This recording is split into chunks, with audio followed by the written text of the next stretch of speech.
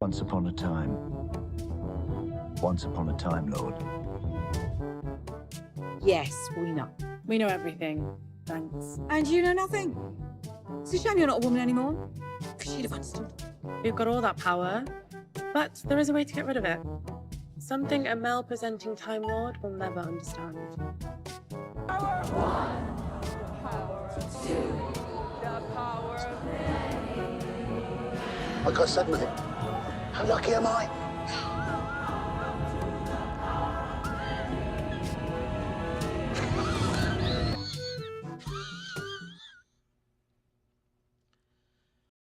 So I, like many other people in the UK, grew up with Doctor Who. Doctor Who is about a time-travelling alien called the Doctor who goes on adventures with various companions in a police call box. It lasted for a whopping 26 years until it was cancelled by the BBC in 1989 due to a declining viewership. But Russell T Davies spearheaded a revival in 2005 with Christopher Eccleston, and it leaped forward to a brand new generation. I first got into the show in 2006 when we moved across the pond from the States to the UK, and I came into the Whoniverse during David Tennant's reign. You're right. I looked after one shoe. Barefoot on the moon. As I've gotten older, I've also watched some of the Christopher Eccleston, Matt Smith and Pete Capaldi Doctors. Although truth be told, I started to lose interest in the show midway through the Matt Smith era when the plot became a bit too Moffat-y for me. I definitely have the most sentimental attachment to and knowledge of the David Tennant era. Those are the episodes I would watch and rewatch or introduce to other people to get them into the show. Martha was my favourite companion, but I also liked the Doctor Donna combo, so I was excited to see what they would do with it in reviving the characters for the 60th anniversary.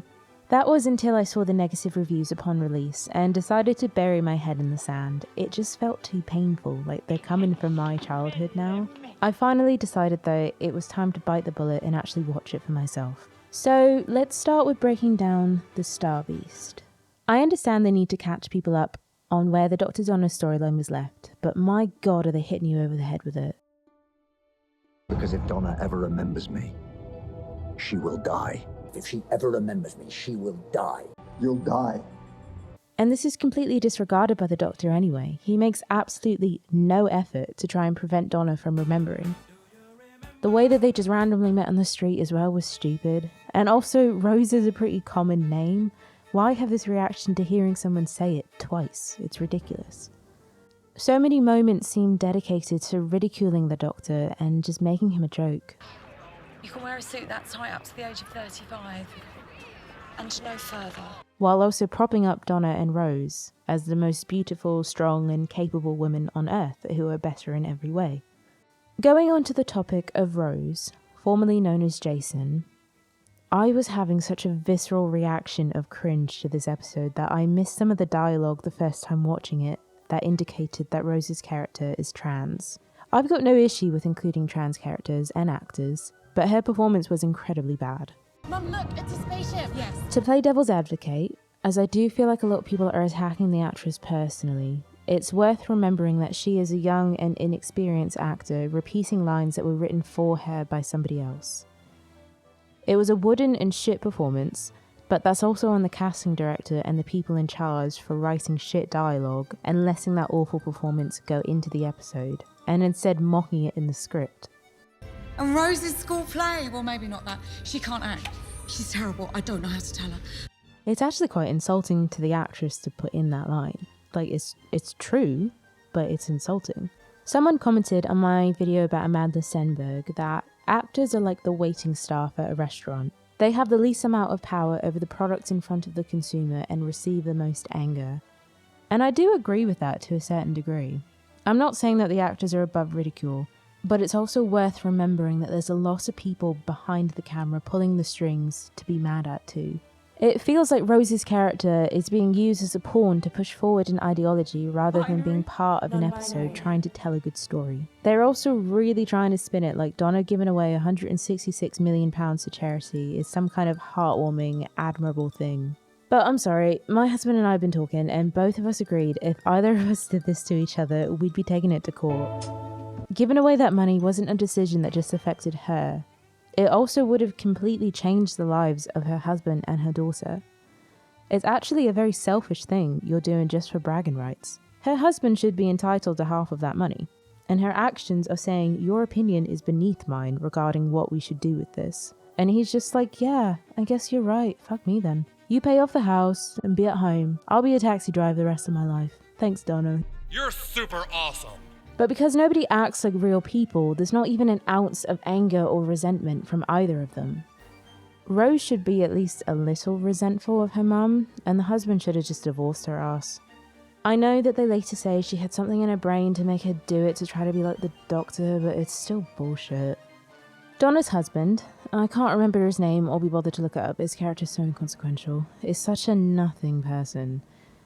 His wife and daughter don't take his name, and that's totally fine. An alien shows up in your kitchen, and your reaction is this.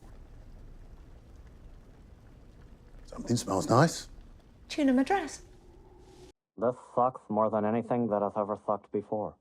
They aren't even trying to make him anything other than Donna's submissive, diverse husband. That's his whole identity. The best way I can put it is that they have totally Disneyfied it. This looks like they're trying to turn Doctor Who into Disney Star Wars. The Star Beast itself is styled like Grogu 2.0, and comes across as something the executives thought might turn into good merchandise. Again, not very subtly. I also hate that his sonic screwdriver can just do fucking everything now. They've made it too OP. I also hated how little respect they've given Wilfred. First by totally just mugging off one of my favourite scenes between the 10th Doctor and Wilf, but making it shitter. So much more! Why does it have to be this? And then by only briefly having him show up for about 30 seconds in the second episode, just to set up for the third one. The actor Bernard Cribbins passed away over a year before this episode was even aired, so this is the last that we'll ever get to see Wilf, and it's just such a wasted opportunity. The only kind of reference that I can even see that they made to his memory was this tiny little bit right at the end of the credits. Similar to the problem that modern Disney has, this version of Doctor Who lacks moments of sincerity in favour of putting in a cheap joke, which isn't even really a joke, it's just their attempt at humour. It's quite sad to watch old interviews of Russell T Davies after he helped bring back Doctor Who from the status of it seeming like a joke to a well-respected programme, and to see it just go full circle back to a joke again. In 1996, they introduced that the Doctor's mother was human. Russell said it himself, that he chose to disregard this because it's not his Doctor Who, and I think this is also what we should do. Using Russell's own logic, I can say, well, this is not my Doctor Who. This has helped me not feel so depressed about the state of modern Doctor Who, because I don't let it ruin the thing that I loved. Anyway, that's enough negativity for today.